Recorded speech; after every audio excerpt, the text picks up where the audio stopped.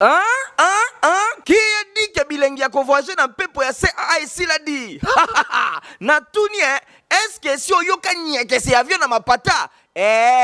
Boaka mi sous côté dit yoka son. Bilingue ya voyager na CAA ezongie ba congolais si bayeba ye mo sepelisidi CAA abamboli lisusu mbodi Lubumbashi jombo yetu vol Kinshasa Lubumbashi ya kezongi na CAA 8 fréquences mokoka par semaine. Désormais, chaque mardi, Kinshasa Lubumbashi, 7h45, 11h15. Vendredi, Lubumbashi Kinshasa, 12h40, 14h10. Dimanche, des vols la journée, Kinshasa Lubumbashi, 13h50, 17h10. Lubumbashi Kinshasa, 17h55, 19h15. Et bongo chaque samedi, et ngaye, 4 vols mokoka la journée, Kinshasa Lubumbashi, 7h45, 11h15. Lubumbashi Kinshasa, 12h40, 14h10. Kinshasa Lubumbashi, 15h30, 19h juste. Lubumbashi Kinshasa, 20h15, 21h45. Et si l'idée, bavol na CAA, Zamba et Kezongi, Congo de Maboko, Kinshasa Goma, 6 fréquences par semaine. Kinshasa Mbujimai, 5 fréquences par semaine. Kinshasa Kananga, Kinshasa Mbandaka, Kinshasa Gemena, Pe Kinshasa Kindu Bangonyoso, des fréquences par semaine dit CAA a kubisi confort na nenga kosakanate sécurité pe régularité na nenga nyama 32 ans lelo na service ya bakliyo na ye mokili ndima edi CAA mfumu. Bon début de week-end à Balandignon, so ya info linga la journal ya peuple pour na peuple tout fond la basa mon ebiso pour na kotel Sabino na kombo ya chef de l'état Félix Antoine Tshisekedi Tshilombo madame la première ministre Judith Soumina Toulouka président qui mercredi 10 juillet cérémonie ya remise de brevet na 25 lauréats ya 4e promotion ya école de guerre ya Kinshasa nyon sur les cas qui na centre supérieur militaire héritier maintenant.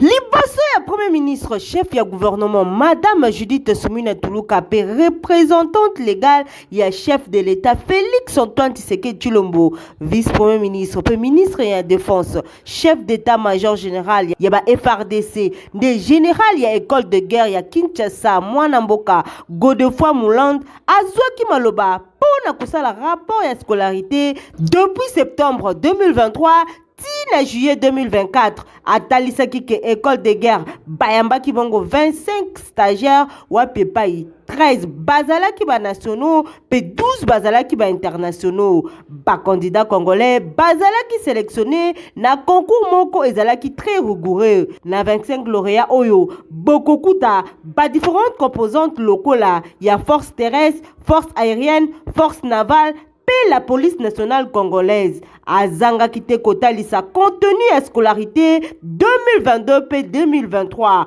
pe activité na bango phare o ezalaki validé et paye chef d'état-major général Christian Chiwewe ba stagiaire ba participa qui pe na 4 exercices ya planification opérationnelle ya makasi bakisa ba scénario o ezali adapté na ba forme nyonso ya ba conflit pe ya ba crise. Général Mouland atalisaki ke année ya scolarité oyo ezalaki marqué na mission moko internationale na Europe précisément na France pe na Bruxelles azangaki pete kosala ba détail ya ba sanction ya formation oyo ezalaki na ba brevet ya enseignement militaire supérieur ezalaki grâce ya partenariat ya université ya Kinshasa asalaki pe éloge na ba corps professoral encadrement ya ba stagiaire chef d'état-major général Christian Chiwewe ye na ngambu na ye ayaki ko saluer cycle ya formation oyo pe alobaki ezali vision ya chef de l'état Félix Antoine Tshisekedi Tshilombo na présence ya chef ya gouvernement madame Judith Soumina Toulouka oyo a représentaki ye na 4e édition oyo. Na 8e rue de bonhomme na commune ya Matete ba élément ya police nationale congolaise bakangaki bakuluna oyo bakotelaki libota moko héritier mapine me Jérémy Makambo. Bisika ebele na ville ya Kinshasa bilenge ya kuluna bazali kolembate kasi ba élément ya police nationale congolaise bango pe balobi ba kolembate kino bakoko ba ko maîtriser bango awa toza na commune ya Matete mingi penza na 8e rue de Bonhomme baelema ya police nationale congolaise batiaki maboko na bakuluna oyo bozali komona bango bakotelaki libota moko bayibi bapie bapanzi biloko ya ndenge na ndenge na tina wana baelema ya police bakotelaki bango sous-marin batiaki bango maboko botela bino moko ndenge baprésenter bango na esengo ya population azalaki sur place. Donc bango bazo théorisé partout 7e mairie 8e mairie ainsi de suite koboto la ba maman mbongo na ba 4 heures koboto la batu ba téléphone bazane kiri oyo ya Yembe a koti prison mais azane équipe na mususu atiki bango nde bazana pona ko théoriser population. C'est pour cela ngo commandant Manzaka na biso ba disciple na to tse bango maboko. Le commandant Manzaka le kwa sa musala ki kini ko tande non félicitations pour naïf. Pour il faut acha bango Manzaka tina suka.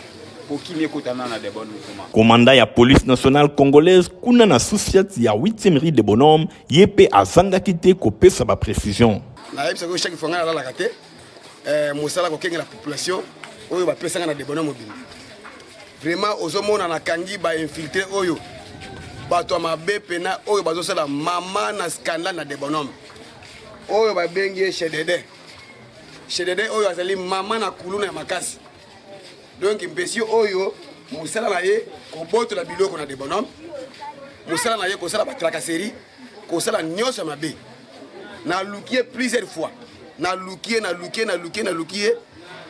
lobinde ake ko kota na lopango ya FARDC ake ko menacer FARDC ya batuna mwasi na bana donc ti to kangiye yemo kazo ba shendende o ba yebiye Boyinde ezali malamu tango la police azali kosala mosala esengeli ko encourager bango pona ko décourager bilenge nyonso oyo ba beti tolo balobi ba kolemba te pona kuluna l'état pe akolemba bango te kaka na Boyinde phénomène kuluna ekosila. Toko bakaka na masolo eteli fait de société pour na kotel sabino que ba élément ya la police ba évacuer ki week-end l'équipe ba mama to bato oyo bazote ka le long ya rail mingi penza na quartier paka juma na commune ya Limete bolanda.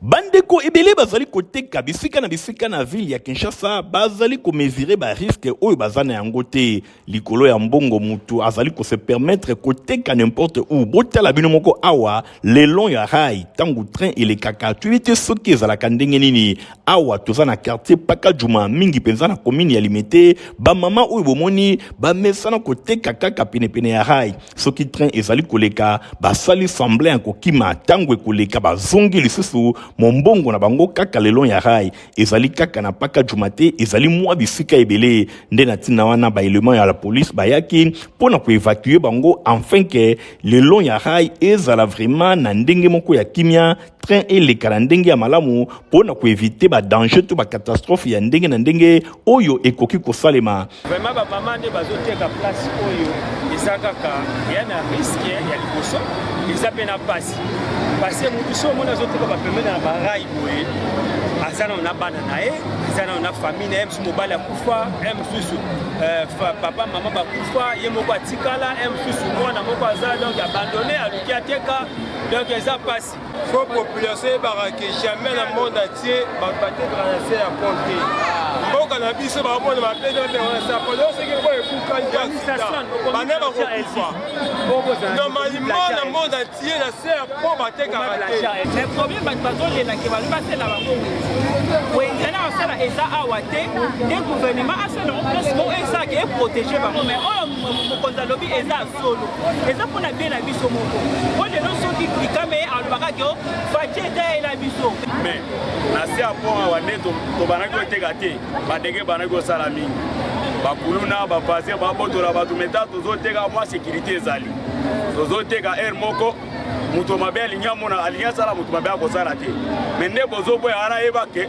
policier eta moko ake patrie po setikali peut-être des policiers mabe salemi bakoya defante po babatela poste mais parmi les mesures de sécurité oh ma besoin ça m'a oh ils apprennent c'est à peu comme mais ça que po bandeko bazoteka ezosunga mpe bandeko bazoya mapermutation ya mbongo mpe tokende famille eza ebele. Ata kutu police nationale congolaise aye kobengana yo te, mais yo moko bisika ozali koteka, eske ozali kotala ba risque ozana yango te? Bizaleli ya boye esengeli kotika, la vie est sacrée, esengeli kobatela yango, soki mbongo ezali kodomine makanisi ya bato ekozala malamu te. Non, enseignement Bosimbako, visionnaire, il y a complexe scolaire, Mama Pemba, honorable Nerombou, à Salisaki, réunion, il y a administratif, il y a complexe scolaire, Mama Pemba, pour évaluer année 2023-2024, paix perceptive, il y a année 2024-2025, Nathalie Kaï l'a dit là. Samedi 6 juillet 2024, honorable Néron Mbungu, fondateur ya complexe scolaire Maman Pemba, azalaki na réunion naba personnel ya complexe scolaire Maman Pemba. Occasion pona kopesa autorité ya complexe scolaire oyo rapport ya fin de l'année.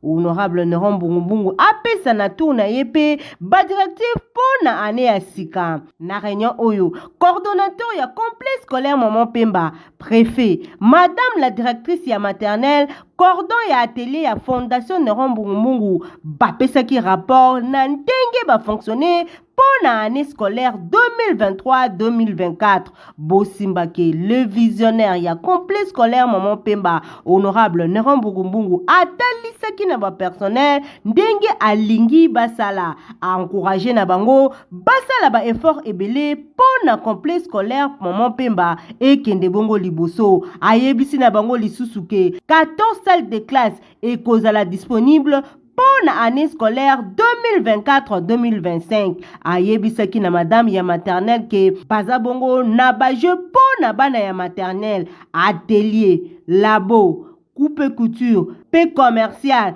et longo na gestion, bango bakozala bongo na bauti, po bana batanga bongo malamu. Bosimbake, complexe scolaire Maman Pemba, ezwami bongo na commune ya Kisenso. Bosimbake, honorable Néron Mbungu, visionnaire ya complexe scolaire Maman Pemba, atie bus en jeu, pour na ba élève bakendaka bongo visite guidée na ndenge moko ya malamu. Na miko ya Info Lingala, coordonnateur Timba a précisé.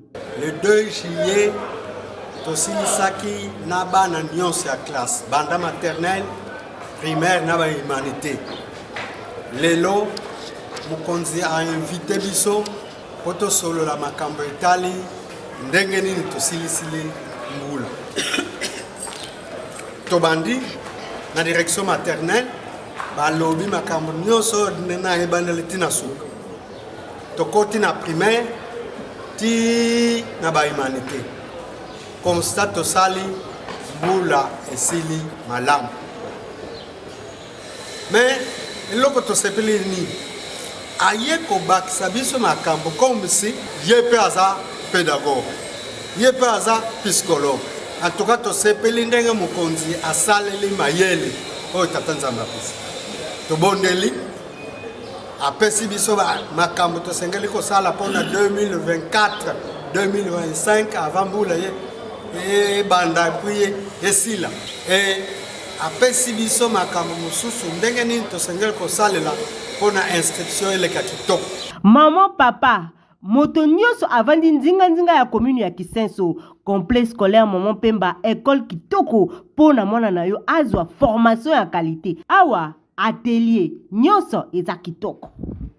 Namasole teli religion Bosimbako du 31 juillet au 3 août, université de prière agressive et Kosalama, na avenue Momboyo numéro 41, na commune à Kassavoub, na église Le Rocher frappé. Nathalie Kaila, Fabrice Lundombi.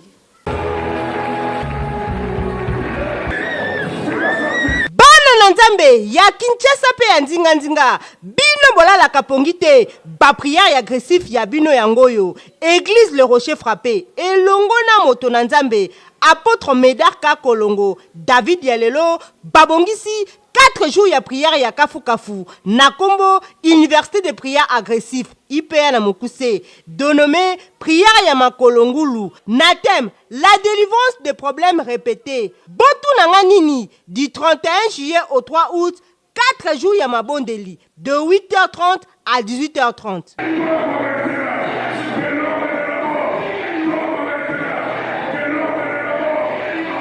ndeko yo ovandi na ndaku ekomi tangu na yo ozwa réponse na biyanu oyo nzambe alaka yo kovanda na ndaku te.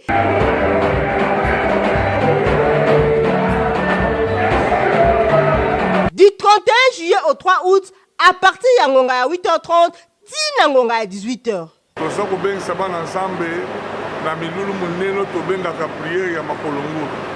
Tosalaka onka mbala misatu na mbula bongo tozobenga bana nzambe nyonso tout de partout.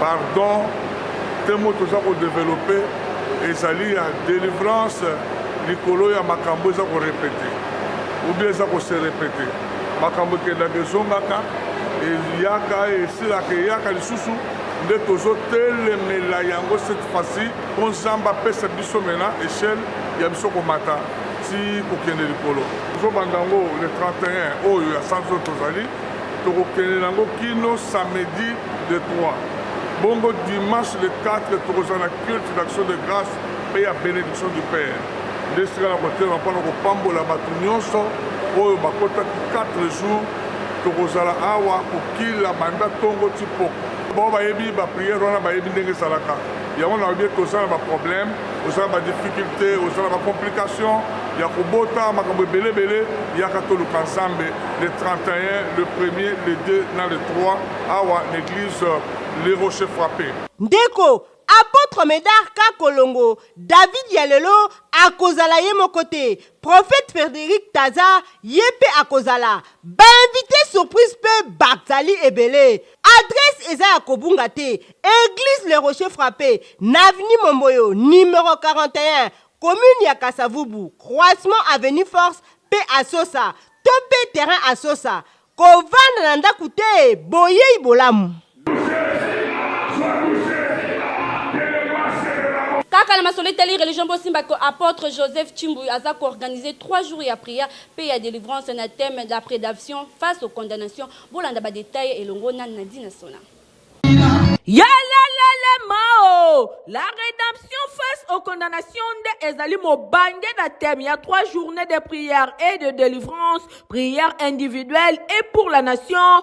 Oyo communauté union pour Christ, assemblée centrale. Babongisi pona bana nanzambe nyonso du 26 au 28 juillet 2024 de 14h à 19h. Kuna na siège ya église na bango oyo ezwami bongo na avenue Pasteur Gisèle na kati ya concession étrier référence arrêt au capi na commune Yangaliema bana lanzambe bobengami na 3 journées ya mabondeli oyo et pa iwapi motei ekozala évêque Joseph Chibui l'homme du surnaturel a kouta fraîchement na États-Unis. Bien-aimé dans le Seigneur, boya ebele tokosambela pona biso moko nzamba ozalo rendez-vous akobikisa ba kanyonso ya ba maladie toya ebele et tokosambela pona mboka na biso Congo nayebisi yo ke nzambe oyo ya Abraham, Isaac et Jacob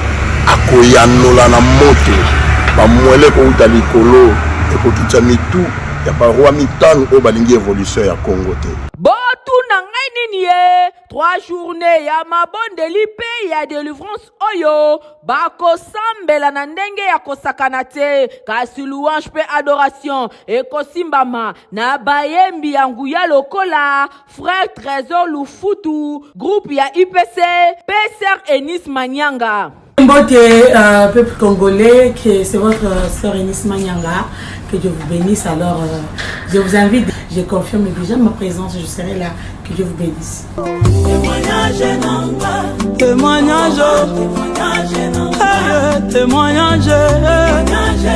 Bokanisi esili nono na bayembi tokozala pe lisusu na frère Paul Bakenda.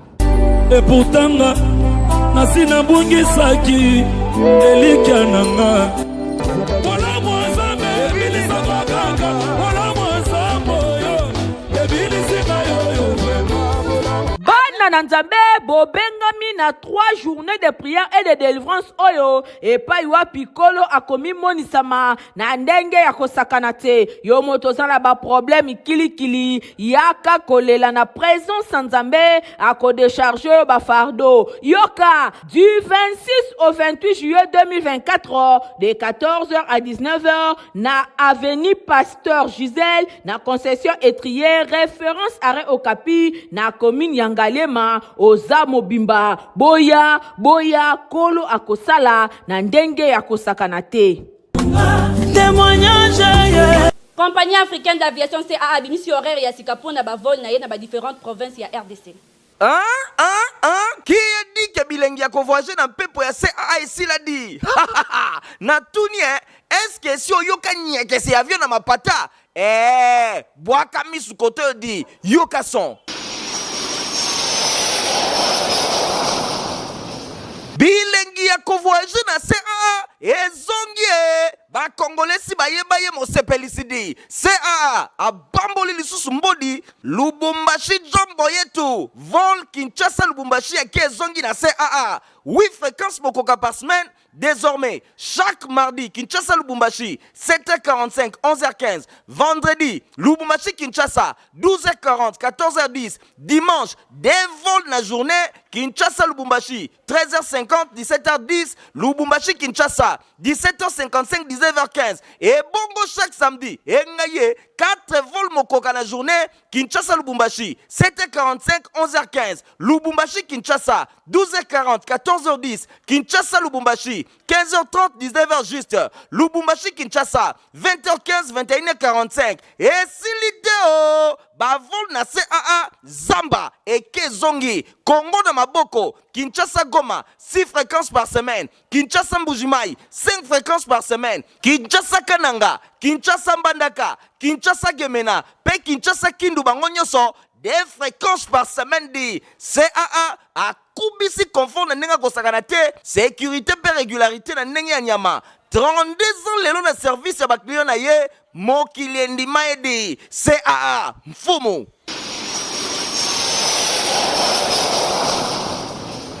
Maître Samba Mavinga, ambassadeur pe ba maître mosusu ya école Bissomer basala kimi Lulu dimanche 30 juin pour na honorer formateur na bango na discipline ya Jujuchu grand maître Putu Moba Bolanda.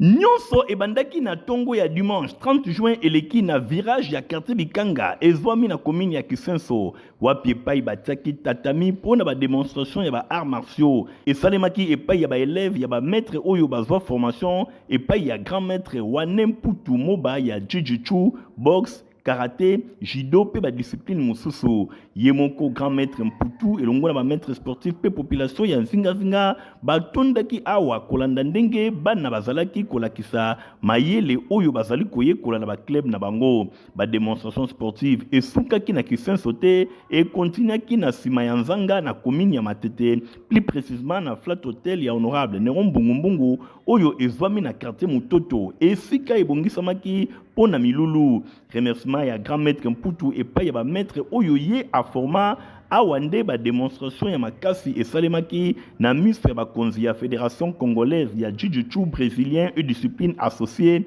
Fekoju Beda boye ba grand maître ba maître pe ba responsable ba club pe ba invité misusu bazalaki na esengo na maloba ya coordonnateur ya activité oyo maître Samba Mavinga ambassadeur atalisaki tina asangisaki ba maître mususu bazwa formation ya makasi et pa ya grand maître Mputu na école Bissomer. En tout cas nazana esengo ya mingi na journée lelo ya le 30 juin ngai grand maître Mputu nazana esengo mingi ya komona bakoko na ngai na ba maître na ngai baye kolakisa ngai arts martiaux oyo ngai nalakisaka bango yango wana nde esengo na ngai makasi yango apesaki pe merci na honorable Neron Mbungu na ndenge asutenaki bango na organisation ya milulu oyo esengo mingi lisusu ya makasi ya koleka mpona mokonzi na biso Neron Mbungu fumu abanga moyo oyo bayebi ya mwamba mobimba bino moko boyebi alors apesi biso salle mpona manifestation toza nango na journée lelo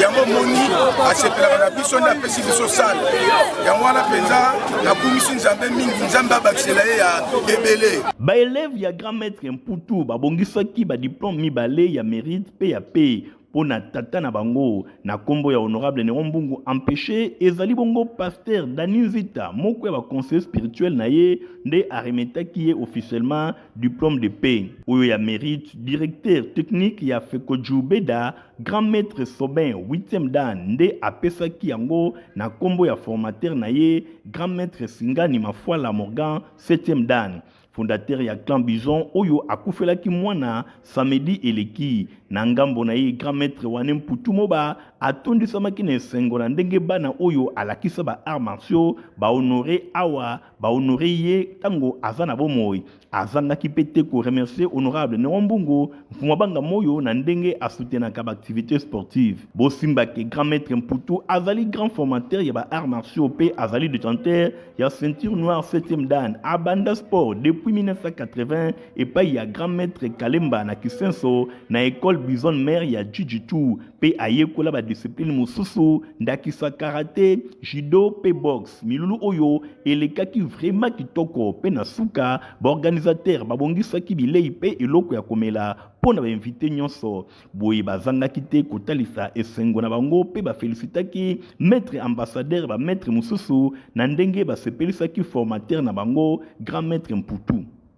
Ba préfet ya ba itimat mibale site ya ndolo istape ya binza dolvo na ngalemba bazali kobengisa ba parents nyonso balingi bana na bango bazwa ba formation technique baleka na ba bureau na bango pour na ko retirer ba fiche ya demande d'inscription o ezali déjà disponible pour na année scolaire 2024-2025. Kinshasa boyo kasangola memeli bino na oyo etali bongo ba formation ekuba na domaine technique ya solo ya ngonde esalaka ke ba benga bana na bino ba ingénieur yoka pona année scolaire 2024-2025 Institut technique de météorologie aviation et télécommunication itemat ndolo ista pe itemat binza ista na Delvo na commune ya Ngalema bazali kobengisa ba parents nyonso ya Kinshasa pe ya ba province ya RDC oyo bana na bango bazali na ba ambition ya kolanda ba formation na ba domaine technique lokola aviation civile, mécanique générale, mécanique automobile, électricité générale, construction générale, météorologie et électronique oyo na kati na yango bokozwa 3 options totangi radio transmission, commutation, bakisa électronique industrielle, cours ya anglais, pe informatique et zali na pointe. Po bana na bino bazala ata na susi mokete na mboka ya bapaya. Bano batanga kawa bakosilisa wa bokoki komona bango ebele sur le marché. Tango ba aussi sa classe na bango na domaine nyonso. Azana makoki ya ye moko kosala musala o ya ye koliawa a créer entreprise na ye yango na bengi bino boya ebele ba option nyonso oyo totangi bokokuta yango na basite na bango nyonso mibale c'est-à-dire na itemat ndolo na itemat mbinza na Ngaliema quand météo avenue Metelsat numéro 1 quartier Congo commune ya Ngaliema bolekaleka na ba bureau na bango pona ko retirer ba fiche ya ba demande d'inscription pona année scolaire 2024-2025 mingi pona bana na bino oyo bakomata ba classe ya 7e pe 8e pambate ba candidature na bango ezalaka conditionné na test d'admission oyo kutu ezali déjà fixé le 20 juillet 2024. boyebi ke formation na kati ya itemat ezaka formation moko intégrale tuchaka mingi elikia na bana na biso bazali ko banda classe na 7e 8e mais formation na bango ebandaka partir ya informatique na anglais nde tupesaka mise à niveau à bana pour na technicien actuellement selon la nouvelle technologie sengeli mwana maîtriser anglais na informatique et puis toke pe ko signaler ba pratique où ezali ko sala na ba différents domaines techniques na biso je pense yo moko moni ndenge tosili ko yamba laboratoire ya simulation ya ba vol pour na bana section aviation civile na ba atelier mususu je pense nde mabongiso tsiko bongisela baboti pour être ba na lombangu le 20 juillet déjà inscription et premier test kosala ma inscription na kati ya itemat istar. Po na bana na yo bazala na santé moko ya malamu potopota komeleza li c'est Protivap. Ah merci. Ya buinde bana nyoso baza kuringa. À la prochaine.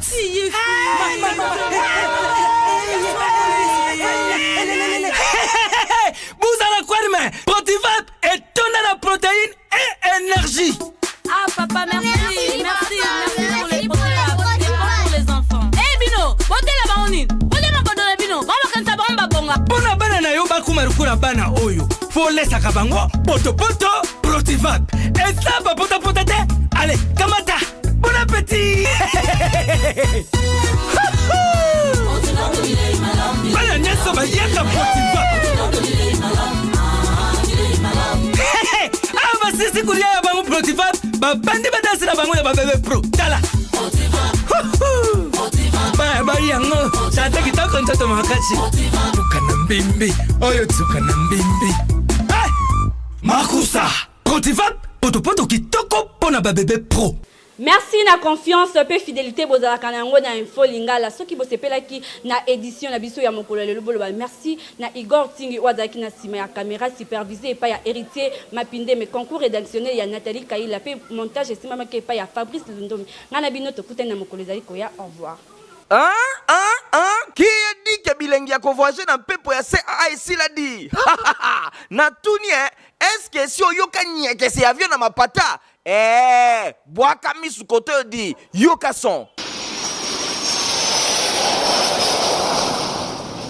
Bilengi a convoyé na CAA ezongie ba Congolais baye mosepelisi CAA a bamboli lisusu mbodi Lubumbashi jombo yetu vol Kinshasa Lubumbashi ya kezongi na CAA 8 fréquences mokoka par semaine. Désormais, chaque mardi, Kinshasa Lubumbashi, 7h45, 11h15. Vendredi, Lubumbashi Kinshasa, 12h40, 14h10. Dimanche, des vols la journée, Kinshasa Lubumbashi, 13h50, 17h10. Lubumbashi Kinshasa, 17h55, 19h15. Et bongo chaque samedi, et 4 vols mokoka la journée, Kinshasa Lubumbashi, 7h45, 11h15. Lubumbashi Kinshasa, 12h40, 14h10. Kinshasa Lubumbashi, 15h30, 19h juste. Lubumbashi Kinshasa, 20h15, 21h45. Et si l'idée, bavol na CAA, Zamba et Kezongi, Congo de Maboko, Kinshasa Goma, 6 fréquences par semaine. Kinshasa Mbujimai, 5 fréquences par semaine. Kinshasa Kananga, Kinshasa Mbandaka, Kinshasa Gemena, Pe Kinshasa Kindu Bangonyoso, des fréquences par semaine dit CAA a kubisi confort na nenga kosakanate sécurité pe régularité na nenga nyama 32 ans lelo na service ya bakliyo na ye mokili endima edi CAA mfumu